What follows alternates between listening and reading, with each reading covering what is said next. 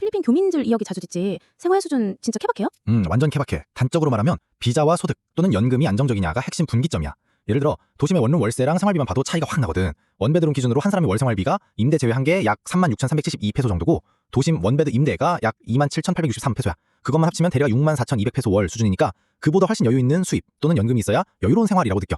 그럼 여유로운 사람들의 전형적인 프로필은 어때? 어떤 직업, 수입 구조가 많아? 주로 세 가지 유형이 많아. 한국 본사 주재원 관리직, 회사 지원으로 콘도, 가드타운 사는 경우, 자녀 국제학교 보내기도 하고 사설 의료 이용, 사업자, 레스토랑, 학원, 무역.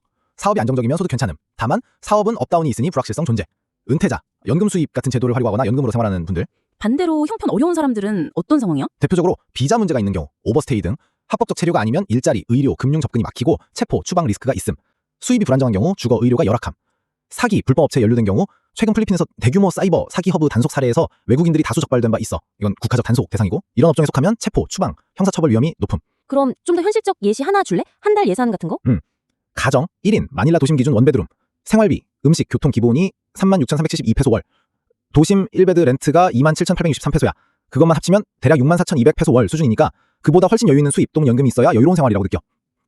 원베드룸? 그럼 여유로운 사람들의 전형적인 프로필은 어때? 어떤 직업, 수입 구조가 많아? 주로 세 가지 유형이 많아. 한국 본사 주재원 관리직, 회사 지원으로 콘도, 가드타운 사는 경우, 자녀 국제학교 보내기도 하고 사설 의료 이용, 사업자, 레스토랑, 학원, 무역. 사업이 안정적이면 소득 괜찮음. 다만 사업은 업다운이 있으니 불확실성 존재. 은퇴자, 연금 수입 같은 제도를 활용하거나 연금으로 생활하는 분들. 반대로 형편 어려운 사람들은 어떤 상황이야? 대표적으로 비자 문제가 있는 경우, 오버스테이 등 합법적 체류가 아니면 일자리, 의료, 금융 접근이 막히고 체포, 추방 리스크가 있음. 실제로 BI, 이민국이 단속으로 여러 한국인이 체포되는 사례들이 보도되고 있어. 최근에도 체포 사례 보도됐어. 수입이 불안정한 경우 주거 의료가 열악함. 사기, 불법 업체에 연루된 경우 최근 필리핀에서 대규모 사이버 사기 허브 단속 사례에서 외국인들이 다수 적발된 바 있어.